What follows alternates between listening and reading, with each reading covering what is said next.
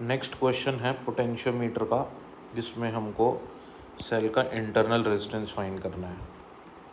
मैं आपको एक बात बताता हूँ, जब हमको सेल का इंटरनल रेजिस्टेंस फाइंड करना होता है यूजिंग पोटेंशियोमीटर, तो उसके लिए हम क्या एक्सपेरिमेंट करते हैं। थोड़ा सा मैं आपको बेसिक पे ले जाता हूँ, 10 सेकंड में ख़त्म हो जाएगा। ये होती है ऑक्सिलरी बैटरी, ये होता है आपका प्राइमरी सर्किट, इसमें जाता है करंट। ठीक है, यहाँ पे आपका सेल लगा हुआ है जिसका इंटरनल रेजिस्टेंस आपको मालूम नहीं है। यहाँ पे लगा हुआ एक रेजिस्टेंस बॉक्स। आप क्या करते हो, फर्स्ट स्टेप पे रेजिस्टेंस बॉक्स में से निकालते हो इनफाइनाइट रेजिस्टेंस। कितना रेजिस्टेंस? Infinite resistance. मतलब यहाँ से करंट जाएगा ही नहीं, जा ही नहीं पाएगा। फिर आप गैल्वेनोमीटर, ये जो गैल्वेनोमीटर के साथ जॉकी लगी होती है, इस जॉकी को इस वायर पे ड्रैग करते हो और एक ऐसा पॉइंट ढूंढ लेते हो जहाँ पे गैल्वेनोमीटर नल डिफ्लेक्शन दिखाता है। ठीक है, उस कंडीशन में क्या होता है कि यहाँ पे तो वैसे ही करंट नहीं जा सकता क्योंकि हाई रेजिस्टेंस लगा हुआ है। अब जब गैल्वेनोमीटर भी नल डिफ्लेक्शन देता है तो इधर भी करंट चलना बंद हो जाता है, तो करंट ज़ीरो हो जाता है इस सेकेंडरी सर्किट में भी। इधर तो हमेशा ही चलता रहता है। तो क्या होता है, उस कंडीशन में हमारे पास एक लेंथ आती है, उसको हम एल नॉट कहते हैं। दूसरे केस में हम क्या करते हैं, दूसरे केस में हम यहाँ पे कुछ रेजिस्टेंस निकालते हैं।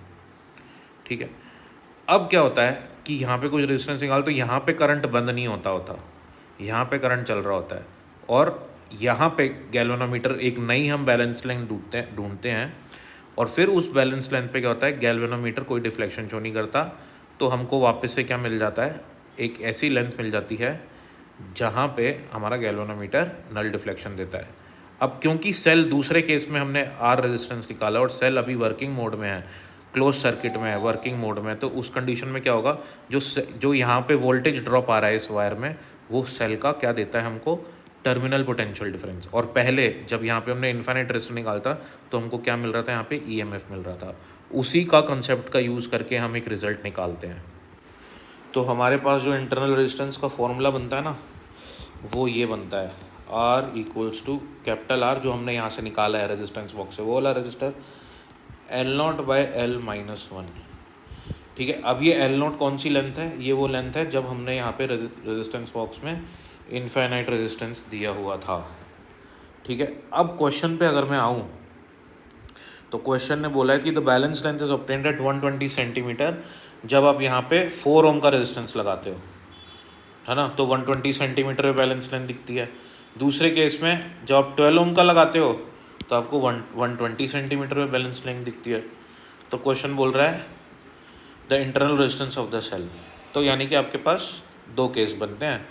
तो पहले केस में आप क्या करोगे, कैपिटल R1 की वैल्यू आपको कितनी दी है, 4 ओम, और आपके पास जो लेंथ दी हुई है L1 लेंथ, है ना, वो हमको दी हुई है, ये वाली लेंथ जो है वो हमको दी हुई है यहाँ पे, इसके करस्पॉन्डिंग 120 सेंटीमीटर। यहाँ पे हम देख सकते हैं 120 सेंटीमीटर के साथ 4 ओम है। और दूसरे केस में जो हमारा रेजिस्टेंस निकाला गया है वो है 12 ओम, और उसके करस्पॉन्डिंग जो लेंथ है आप देख सकते हो 180 सेंटीमीटर है।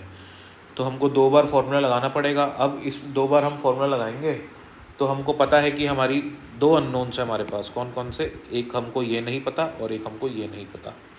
ठीक है, तो बस हमने वैल्यूज़ पुट करनी है और दोनों इक्वेशंस को डिवाइड कर देंगे, आंसर बन जाएगा अपने हम। तो R1 की वैल्यू फर्स्ट पुट करूँगा मैं, तो R1 हो जाएगा 4, एल नॉट ऐसे का ऐसे ही रख दिया मैंने, या हम ऐसे भी कर सकते हैं, बेटर हो तो मैं इसको कन्वर्ट कर लेता हूँ इक्वेशन को और एल के टर्म्स में लिख लेता हूँ। तो मैं इसी इक्वेशन को अगर कन्वर्ट करके एल के टर्म्स में लिखूँ तो ये बन जाएगी कुछ ऐसे, L naught by L equals to 1 plus R by R. ठीक है ना, उस साइड ले लेंगे इसको, 1 को दूसरी साइड ले लेंगे, आर से डिवाइड कर देंगे, तो ऐसे कुछ बन जाएगा अपना।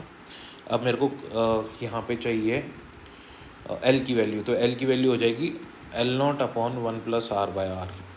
मैं एल को ऐसे भी लिख सकता हूँ। अब मैं क्या करता हूँ, वैल्यूज पुट करता हूँ और क्वेश्चन को ख़त्म कर देता हूँ फटाफट। तो एल हमारे पास फर्स्ट केस में है 120, एल नॉट तो एल नॉट ही रहेगा, 1 प्लस आर का आर ऐसे ही रहेगा, और ये हो जाएगा आर बाई 4।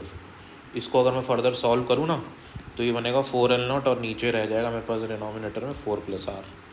तो इक्वेशन 1 की मेरी 120 बराबर 4 L naught upon 4 plus R. ये फर्स्ट इक्वेशन बन गई मेरी। अब मैं ऐसे ही सेकंड इक्वेशन बना लेता हूँ।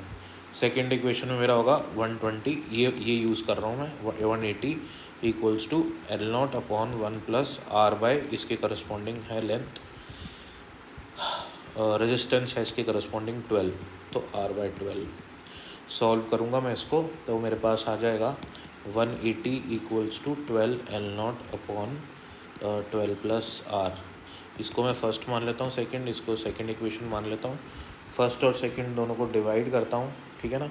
तो 2/1 करता हूँ मैं, 2/1 करता हूँ तो क्या बचेगा मेरे पास, 180/120, 12 L naught upon 12 plus R multiply by 4 plus R upon 4 L naught, ये बचेगा मेरे पास, ठीक है। तो अब हमको इसको डायरेक्टली सॉल्व करना है स्मॉल आर के लिए। मैं डायरेक्ट इसका रिजल्ट लिख देता हूँ, आप इसको सॉल्व कर सकते हैं, कोई सॉल्व करने की बड़ी इशू नहीं है, कंसेप्ट समझना था मेन। तो सॉल्व करेंगे तो आपका आर जो है वो 4 ओम बन जाएगा। कैलकुलेशन आप ध्यान से करें, 180/120, 12 L naught by 12 plus R, 4 plus R upon 4 L naught रहेगा, 4 एल नॉट 4 प्लस आर, ठीक है। Thank you.